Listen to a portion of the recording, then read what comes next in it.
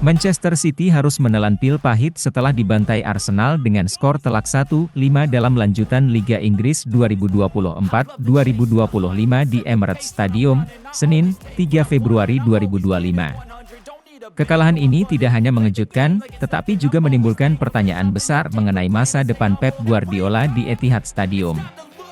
Arsenal langsung menggempur sejak menit pertama dan sukses membuka keunggulan lewat gol cepat Martin Odegaard, 2. Meski Erling Haaland sempat menyamakan kedudukan pada menit ke-55, harapan Manchester City segera sirna. Arsenal tampil menggila dengan mencetak 4 gol tambahan melalui Thomas Partey, 56, Niles Lewis-Skelly, 62, Kai Havertz, 76, dan Ethan Nwaneri, 93.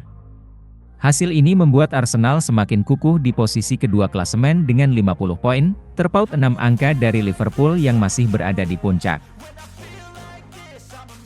Sementara itu, Manchester City kini tertahan di peringkat keempat dengan 41 poin, dan berpotensi turun ke posisi kelima jika Chelsea meraih kemenangan dalam pertandingan mereka yang belum dimainkan. Selepas laga, Pep Guardiola mengakui bahwa timnya kehilangan fokus di 25 menit terakhir, yang berujung pada 4 gol tambahan dari Arsenal. Saya hanya menyesali 25 menit terakhir pertandingan. Kami lupa melakukan hal yang seharusnya kami lakukan.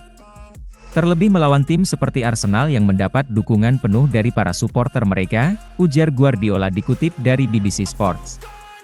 Meski begitu, Guardiola tetap menilai bahwa Manchester City bermain cukup baik sebelum kehilangan kendali permainan.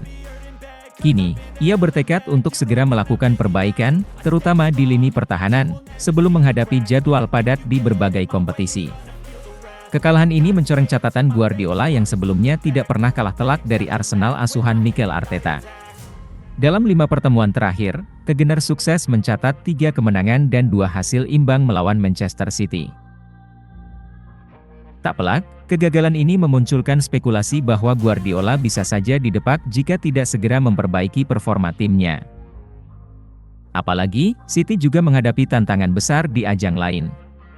Mereka akan bertanding melawan Leyton Orient di putaran 32 besar Piala FA, 8-2, sebelum menjamu Real Madrid di playoff 16 besar Liga Champions, 12-2. Dengan performa yang masih belum stabil, peluang City untuk melangkah jauh di kompetisi Eropa juga mulai diragukan.